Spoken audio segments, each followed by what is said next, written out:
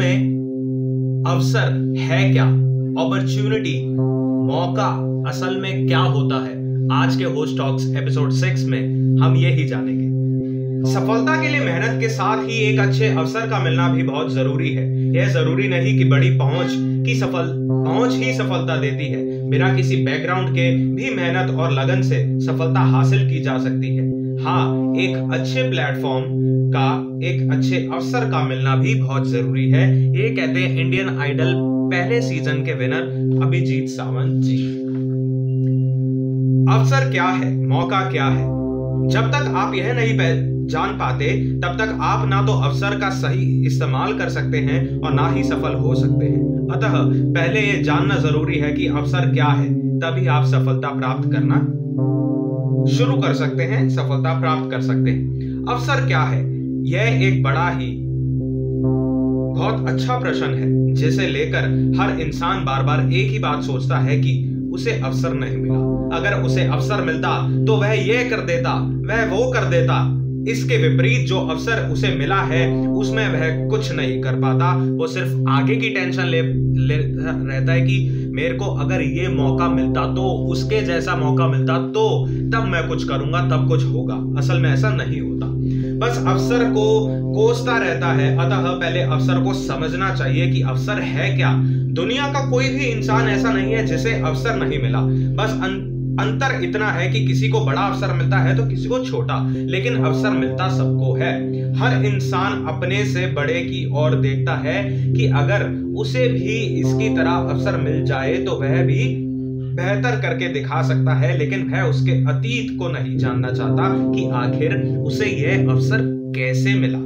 वह केवल उसकी सफलता को देखता है, उसकी सफलता के पीछे की कहानी में उसे कोई दिलचस्पी नहीं होती। सबको सिर्फ रिजल्ट ओरिएंटेड चीजें अच्छी लगती है कि रिजल्ट बड़ा अच्छा आ गया, लेकिन हम वो नहीं जानना चाहते कि वो बंदा वहां तक पहुंचा कैसे है। पहले हमें ये जानने की जरूरत है कि अगर वो वहां तक है तो असल में कैसे चढ़ के गया, उसकी सीढ़ियों में कितनी बाधाएं थी, कितने रास्ते में उसको मुश्किलें मिली, वो भी चेक करना बहुत जरूरी है।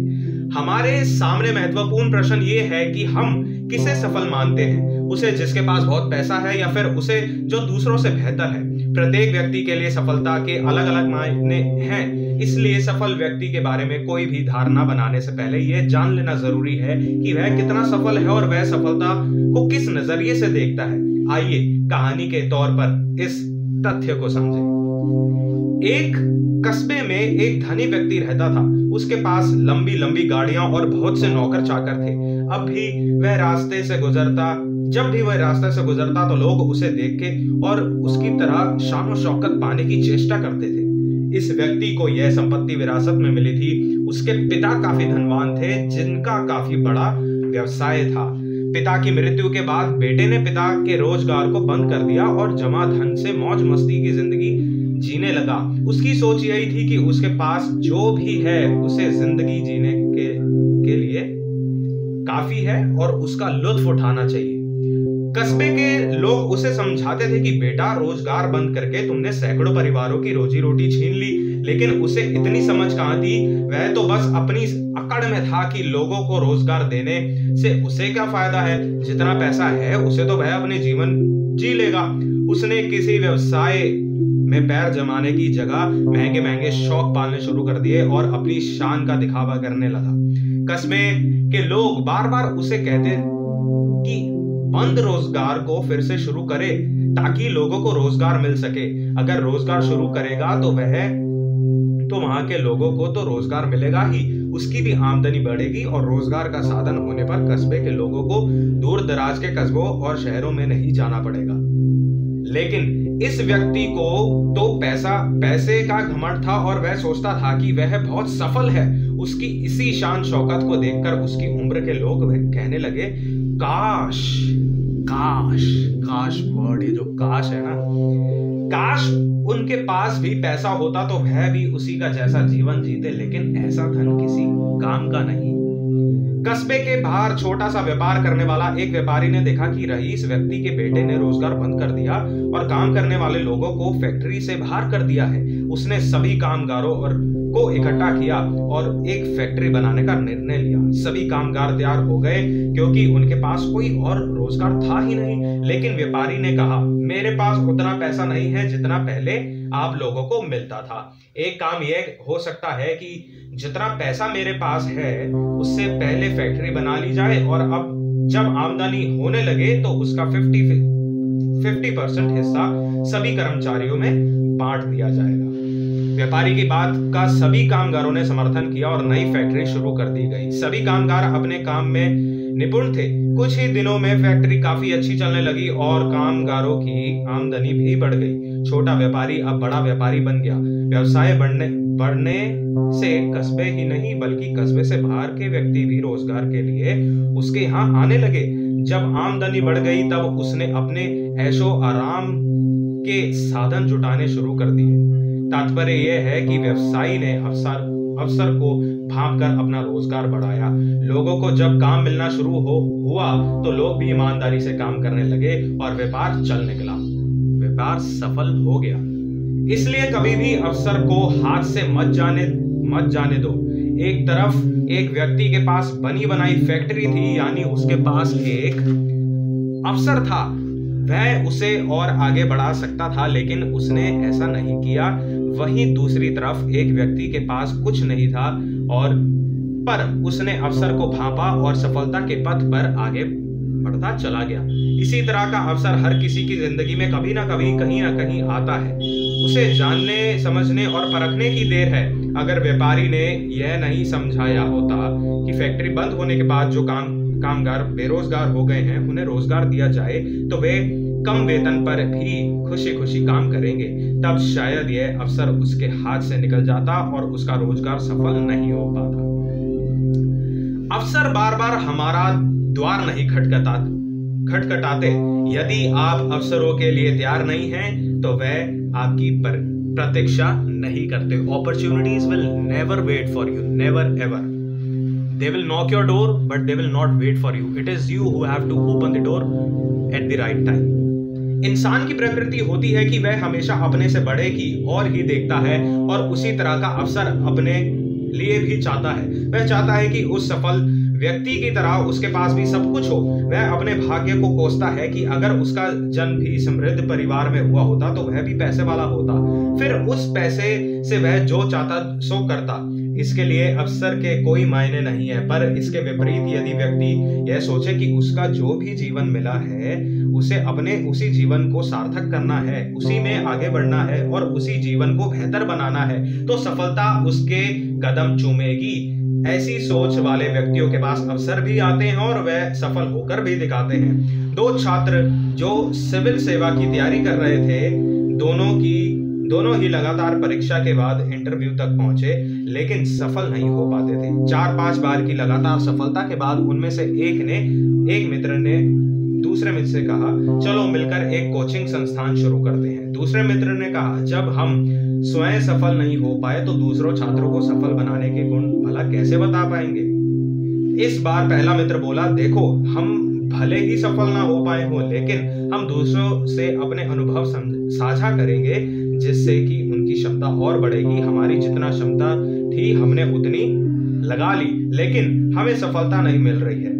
अपने साथी की बात सुनकर दूसरा बोला, देखो मैं तो हार मानने वाला नहीं हूं, मैं अभी और तैयारी करूंगा।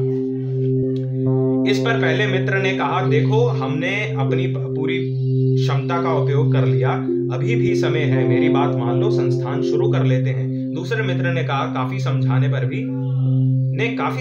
भी बात नहीं मानी। पहला साथी ने अकेले ही अपना शिक्षण संस्थान शुरू कर लिया और उसके संस्थान के पहले बैच में 20 छात्रों ने दाखिला लिया। इनमें से सिविल सेवा के लिए 10 छात्रों का चयन हो गया। धीरे धीरे उसका संस्थान नामी गिरामी बन गया और काफी संख्या में छात्र उसके पास आने लगे, लेकिन उसके दूसरे साथी का चयन अभी भी नहीं हो पाया था।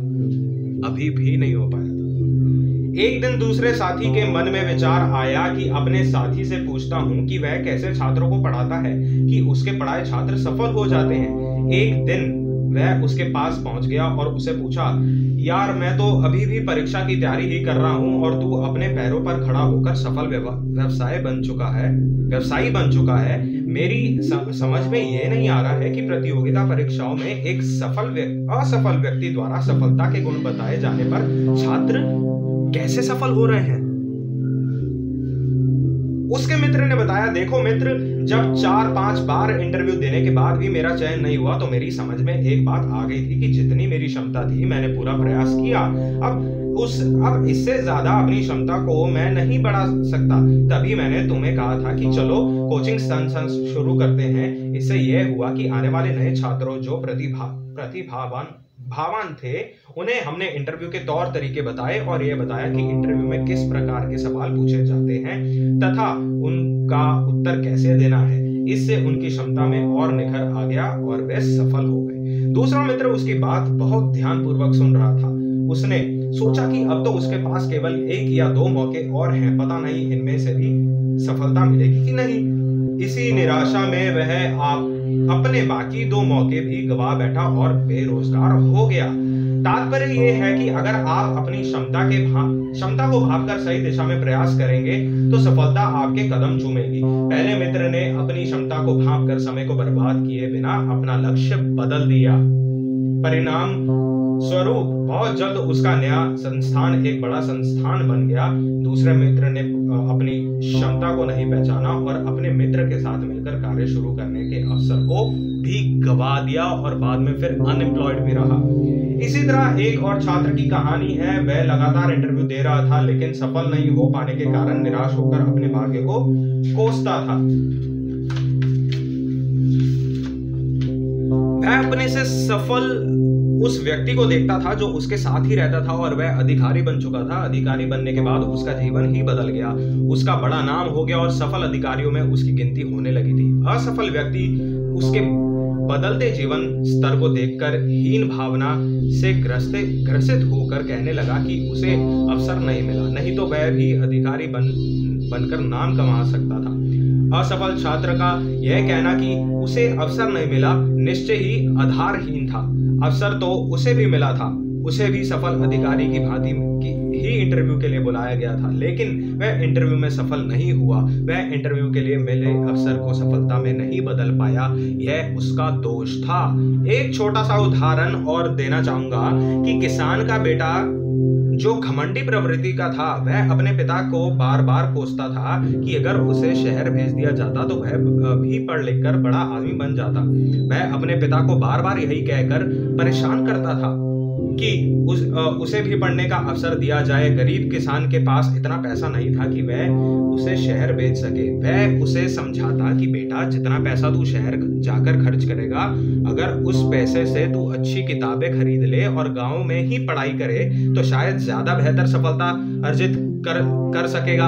वैसे भी शहर में तुझे अकेला रहना पड़ेगा, खाने पीने का सुख भी ठीक से नहीं मिल पाएगा, इसलिए जो काम तू शहर में रहकर कर सकता है वह यहाँ रहकर भी कर सकता है। लेकिन बेटा तो घमंडी था, उसे इस बात की तनिक भी चिंता नहीं थी कि उसका पिता कहाँ से पैसे लाएगा। उसे तो बस एक ही बात का घमंड था कि वह बड़ा होशियार है, पढ़ने में तेज है और पिता कहीं ना कहीं से पैसा जुटाकर उसे भेज ही देगा। लेकिन उसका पिता उसे शहर नहीं भेज पाया और वह गांव में ही रह गया। उम्र बीत गई और वह कुछ नहीं कर पाया। तात्पर्य यह है कि जैसा भी अवसर मिले उसका भरपूर उपयोग करना चाहिए। जो सुविधाएं मौजूद हों उनका पूरा लाभ उठाइए। लेकिन किसान के बेटे ने ना तो समय को भांपा और ना ही उसका सदुपयोग किया। जीवन में कोई ऐसे क्षण आते हैं जो अवसर के रूप में हमारे पास मौजूद रहते हैं, लेकिन हम उन्हें पहचान नहीं पाते। ऐसी स्थिति में जब समय निकल जाता है तब हमारे पास सिवाय हाथ मलने के और कुछ नहीं रह जाता। इसलिए अपनी प्रतिभा को पहचानें और स्वयं आत्ममंथन करें कि इन परिस्थितियों में क्या करना चाहिए। जिसने अवसर को पहचाना वह आज सफल है और सफलता के कई कीर्तिमान गढ़ने में लगा हुआ है। तो या तो आप अपॉर्चुनिटीज का सही टाइम पे इस्तेमाल कर लीजिए, या तो आप ऐसा कर लीजिए कि आपको लग रहा है कि आपने अपने पूरी एफर्ट्स डाल लिए, पूरी क्षमता आपने यूज कर ली है, तब भी अगर आपसे वो नहीं चीज क्रैक हो पा रही, ट्राई समथिंग एल्स। अपने लिए एक बफर रखिए कि ये नहीं तो ये सही, तब जाके आप कहीं ना कहीं जरूर सक्सेसफुल होंगे। तो मिलता हूं आपसे नेक्स्ट एपिसोड में। एपिसोड 7 होगा, ये एपिसोड 6 है। Host shocks, see you later, tata and bye bye.